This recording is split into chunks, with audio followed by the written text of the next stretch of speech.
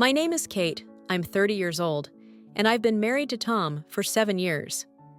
In the beginning of our marriage, I thought I had found the perfect partner. Tom was successful, determined, and seemed to know exactly what he wanted from life. But over the years, something changed. We started living like two neighbors under the same roof, separated by an invisible wall. Our conversations became brief, as if there was nothing left to discuss. We only exchanged words about work or household chores, but we hadn't spoken about what truly mattered to us in a long time. I used to be an artist. I had it all: canvases, brushes, a whole studio of light and color. I could spend hours in front of the easel, capturing emotions that swirled inside me. But Tom never really understood that. His comments about my paintings were always cold, and sometimes outright critical. "It's just a hobby," he would say. "Why don't you focus on something more serious?" Little by little, I gave it up. Not all at once, of course, but slowly my studio turned into a storage space for forgotten things, and my brushes gathered dust. And now, after all these years, I miss those days. The feeling of freedom when I could completely immerse myself in my own world. I had forgotten what it meant to express myself through colors. And the saddest part was that Tom didn't even notice how much I had changed. In recent months, I started visiting my sister Anna more often. She has a wonderful family, and her home is always filled with warmth and light. But what really drew me there was her husband, John. John always paid attention to details, to the little things that others might overlook. Unlike Tom, he appreciated art and was always willing to talk about my old works.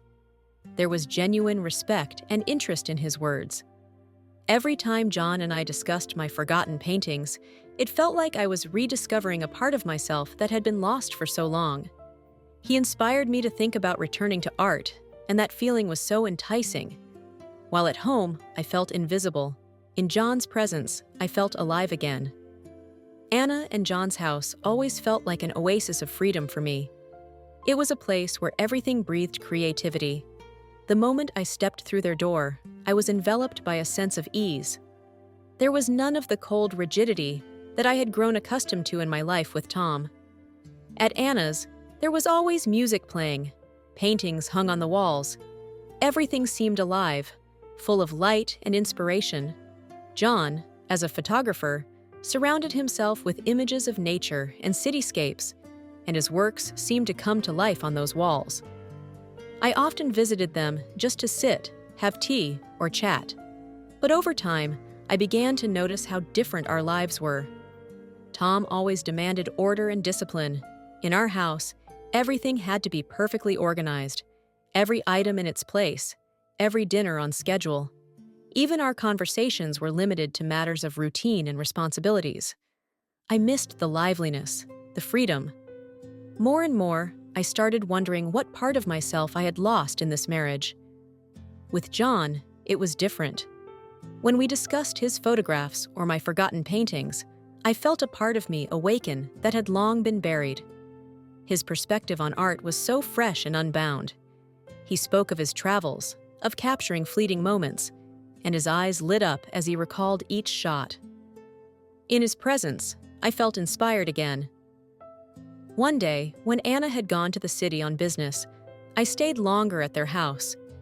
John and I were sitting in the kitchen, talking about his latest photo shoot. His words resonated within me. I realized how much I missed this: the lightness, the passion, the creativity. We discussed the composition of his photographs, the lighting, the emotions he tried to convey through his lens. Gradually, the conversation shifted to my art. He asked me why I had stopped painting. I didn't know what to say. Was it only Tom's words that made me quit? Or was there something deeper, something inside me that I couldn't yet understand? At that moment, I realized how close we had become. John saw the part of me that no one else noticed. He understood me, and that realization both scared and attracted me. John gently placed his hand over mine, guiding the brush across the canvas. I felt his closeness, his breath so near that it made my head spin. In that touch, there was something that instantly made my heart race. I lost control of the situation. Everything else faded. All that mattered was him. He didn't hesitate. When our eyes met, everything was clear without a word. His hand slid down my arm, and I felt chills run through my body. John leaned in closer, and his lips brushed against my neck. I held my breath, feeling a fire ignite inside me. It wasn't just desire anymore. It was inevitable. My thoughts became tangled. His fingers found their way to my body, and every second, every touch felt like a spark. He pulled me closer, and I couldn't hold back anymore. We gave in to each other, no words needed. Our bodies moved together, in sync, and the passion completely took over. I wasn't thinking about what would happen next. I was just living in the moment. We ended up on the floor, where the paint mixed with our bodies. But none of that mattered. All I could feel were his hands on my skin, and how each touch sent waves of excitement through me. I couldn't stop, and I didn't want to. This was a passion that had no place in my ordinary life. After that night, everything changed. John and I continued to act as if nothing had happened, but inside, everything was in turmoil. I tried not to think about what we had done, but it was impossible. Every time I saw John, the feeling came back, desire and guilt mixing into one tangled mess that only grew stronger. One day, when Anna wasn't home, John came to me and said the words I had feared to hear. He confessed that his marriage with Anna had long stopped bringing him happiness. He was honest with me. He told me that their relationship had become a formality a while ago. And then he said the words that made my heart freeze. "Why don't we leave all of this behind? We can be together, Kate. Let's leave them and start a new life." I didn't know what to say. The words stuck in my throat. Inside me, a storm was raging. On one hand, everything he said made sense. We were happy together, and maybe this was our chance at a real life, free from pretense. But on the other hand, I couldn't ignore the fact that this would mean completely betraying Anna and Tom. I knew that if I took this step, I would lose my family, my sister, and everything from my old life.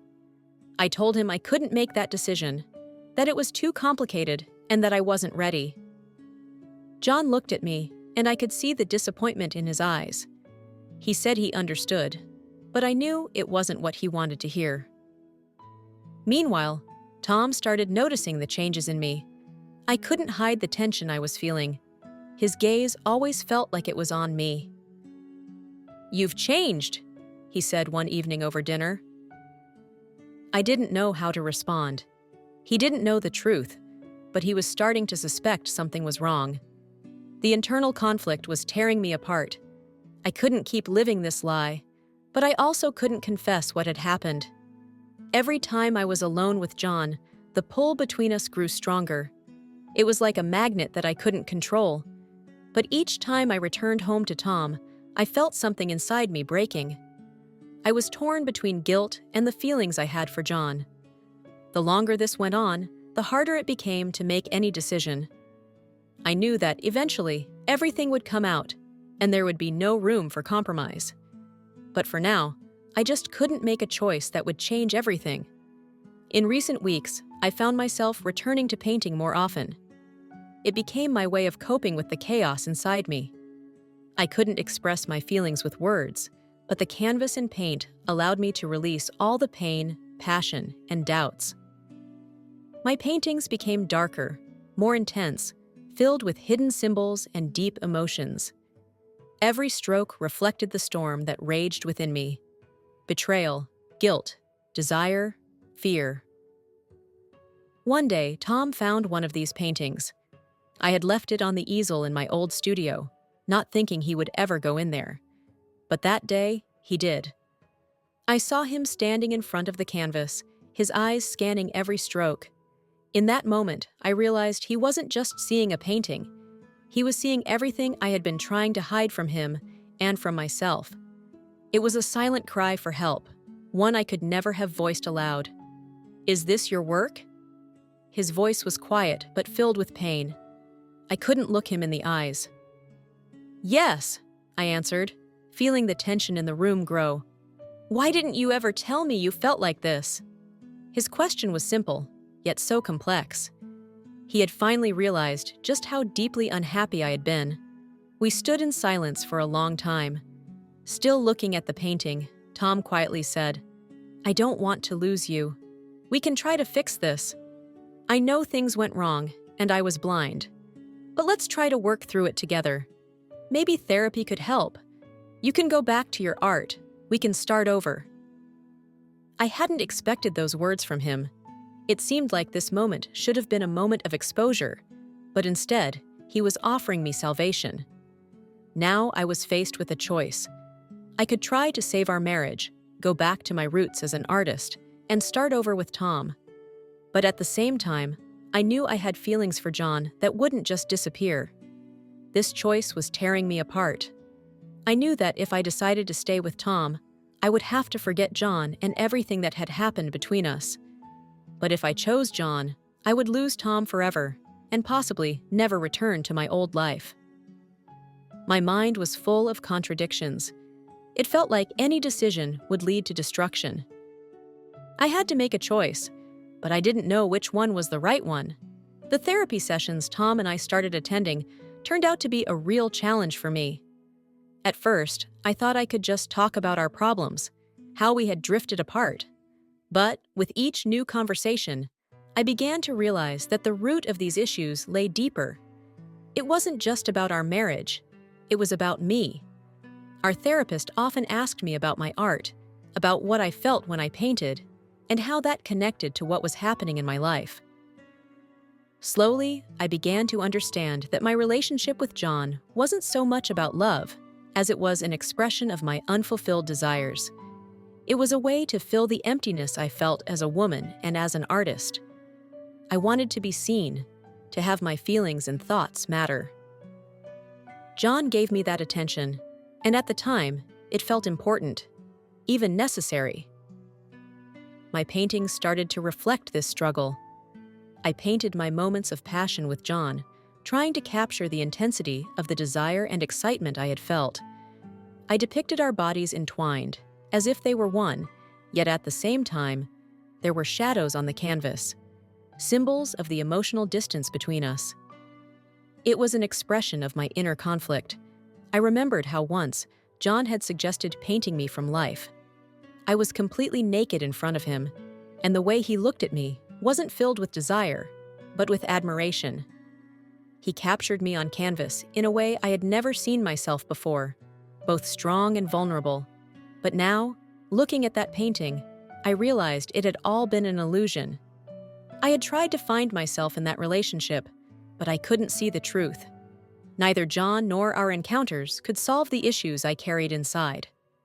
John came to this realization too. We sat in silence during one of our last meetings, our eyes full of pain. He had also come to understand that our relationship wasn't about love, but about filling the emptiness we both felt. We had used each other to avoid our own problems, but it didn't lead us to any solutions. My paintings, as I now saw them, played a key role in my inner transformation. Through them, I had been able to express the struggle I had been fighting within myself. The art had become a mirror through which I finally saw that my relationship with John could never give me what I had been truly seeking. Now I realized that the work I needed to do was on myself, not in external relationships. That was the true journey of my self-discovery. I was consumed by guilt. Everything John and I had done had led to this destruction. Our actions not only ruined our own lives, but they had destroyed Anna's family too. She looked at me with such contempt and bitterness that I was left speechless. I knew at that moment that our relationship was over. This wasn't just a mistake. This was a betrayal that could never be forgiven. Anna left the room, leaving us in silent horror at what had just happened. I wanted to chase after her, to explain, to beg for forgiveness, but I knew that no words could undo what had been done. Her family was destroyed, just as mine was. I had lost my sister. Everything we had between us had been shattered the moment she walked in and found John and me together. John also realized the consequences of his actions. He sat in silence, unsure of what to say. He was no longer the confident man I once knew. Regret and fear filled his eyes. He tried to speak, but his words didn't reach me. All I could hear was the internal scream of pain and guilt. Anna didn't give him a chance to explain. She made it clear that there would be no forgiveness. "I can't look at you anymore," were her last words to John before she walked out the door. She didn't cry, but her eyes showed that something inside her had broken forever. For John, that moment was the realization that our relationship, built on passion and an escape from our own problems, had destroyed everything around us. He lost his wife, his family, and me. Everything we had risked for turned out to be meaningless. We both understood that it wasn't true love. It was just an illusion we had let ourselves fall into.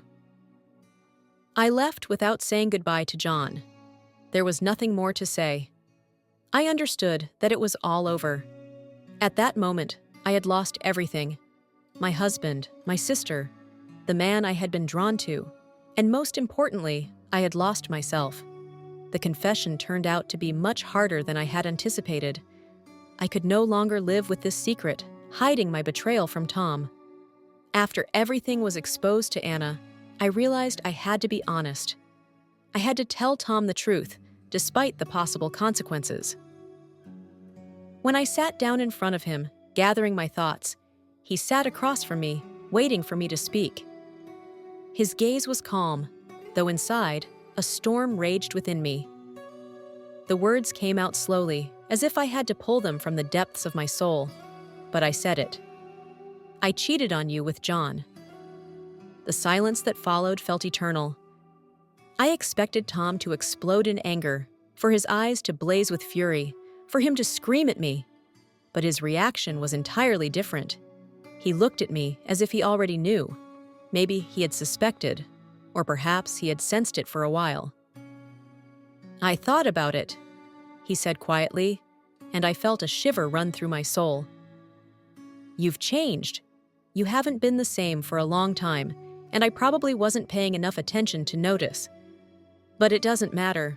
We lost something important in our relationship a long time ago, and I think we both knew that." I couldn't believe my ears. His words weren't full of rage, nor were they accusations. They were simply filled with the bitter realization that our marriage had been doomed for a long time. He didn't try to blame me or justify himself. He simply accepted the truth for what it was.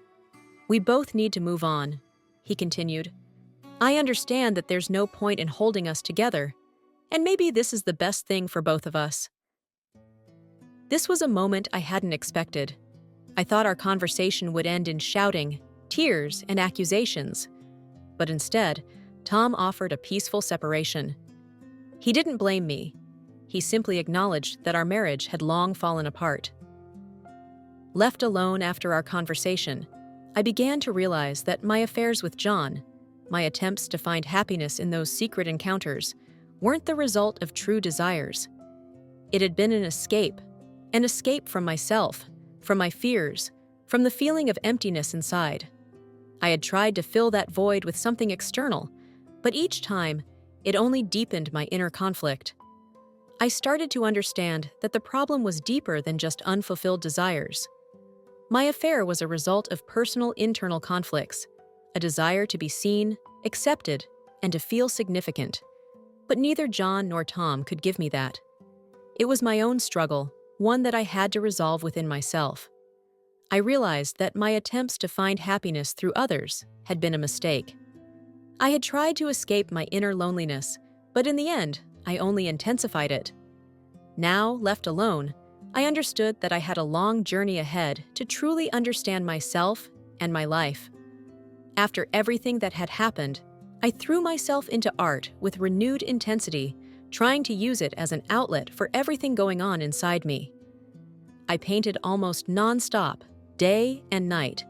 My work started gaining attention, and I became a successful artist. It seemed like I had finally achieved what I once dreamed of, but success didn't bring the fulfillment I had craved. Inside, there was still a void. The art that had once been my salvation now became a reminder of the pain and betrayal I had caused others.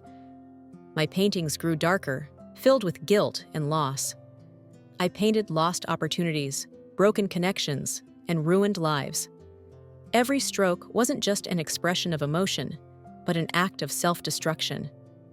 I tried to pour the darkness that consumed me onto the canvas, but it brought no relief. At one of my exhibitions, I saw Tom again. He approached me after viewing my paintings. We talked, but the conversation brought no comfort.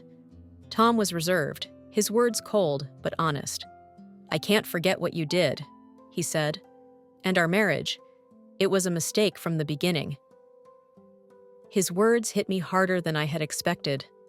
I realized he was right. All my attempts to save myself through art had been shallow. I had hoped that creativity would help me find inner peace, but it was an illusion. No painting could heal the wound I had inflicted on myself. After seeing Tom, I decided to try and mend things with Anna, but her heart was closed to me. She refused to speak to me. Her pain and anger were still too strong. John had left her, breaking their family, and it had made her even more bitter toward me. I couldn't regain her trust. Our relationship had been irreparably broken. Over time, I began to withdraw into myself. My life became increasingly isolated. I no longer had anyone close who could support me, who could offer me understanding or forgiveness. My art, instead of being my comfort, turned into a grim reminder of my mistakes. I began to refuse new exhibitions, avoiding contact with the world. Each day, I sank deeper into loneliness, where there was no light left. One evening, as I stood before the mirror, I looked at my reflection. Staring back at me was a worn-out woman who had lost herself. I saw the pain and exhaustion in my own eyes. Everything I had tried to create had crumbled. I had betrayed everyone I loved, betrayed my own principles. Now, all that was left was to accept that my mistakes could never be undone. I was left alone, having lost everything I once had. The story of my life had become a chain of destruction, one I had caused myself. And now, I was forced to live with it, knowing that there was no way back.